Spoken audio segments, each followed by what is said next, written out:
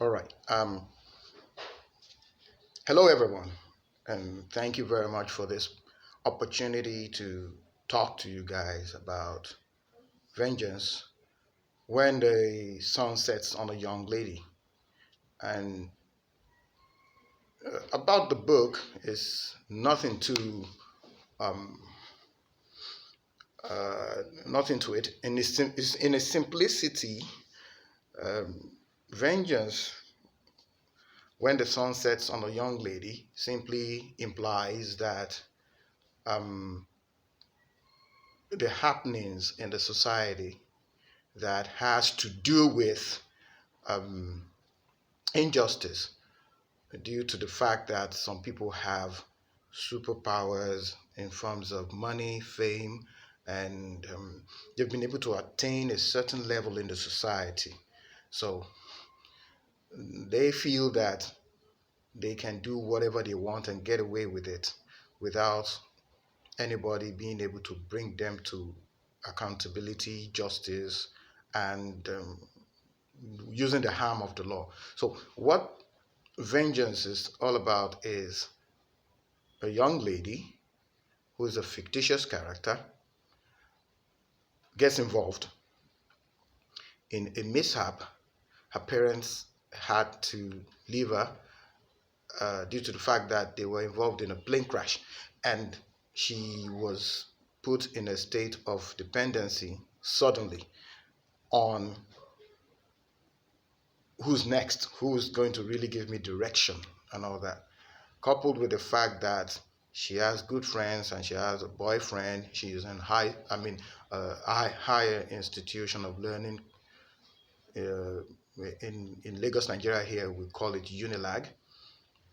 She was at sea, totally confused on how she's gonna continue her education. So uh, in the long run, she got advice from her friends that her friends uh, offered her their helping hand, and she decided to opt for um, social vices who had been locking close to give her a better life. She had been rejecting it, but in the long run, she now had to settle for that because she feels that's going to give her a very good lease on life in a fast way. So that's what vengeance is all about. And in the long run, it turned out south, and she had to um, involve what we call the Brotherhood of Justice, which is a student body vested with the responsibility by students to make sure that justice is served for students primarily and to encourage academic excellence by making sure that there is nothing that has to do with academic victimization but academic merits. So that's primarily what these guys are for. But in the long run, they had to get themselves involved to investigate this issue and bring the murderer of Anita to book. So basically, it's a good read. I would tell you that not just because I'm the author, I'll tell you it's a good read because the plot, put in a dramatic way, um, gives you an engaging feeling to know more, especially if you're someone who likes to read. How is this story going to end? How are they going to put this guy behind bars for murdering a lady who happens to have a budding life and a very great future ahead of her? So that's what the book is all about. Um, Injustice in the society happens in this climb much more, and it goes unnoticed most times. So most of these kinds of issues happen on the ground and people get away with it in a very secretive way. Most people don't get to bring them to book because you don't see this hard-on evidence, which also reflects in the book, the fact that there was no established evidence, and he has some of the dirty law enforcement agents are in his payroll. It reflects the kind of society we live in,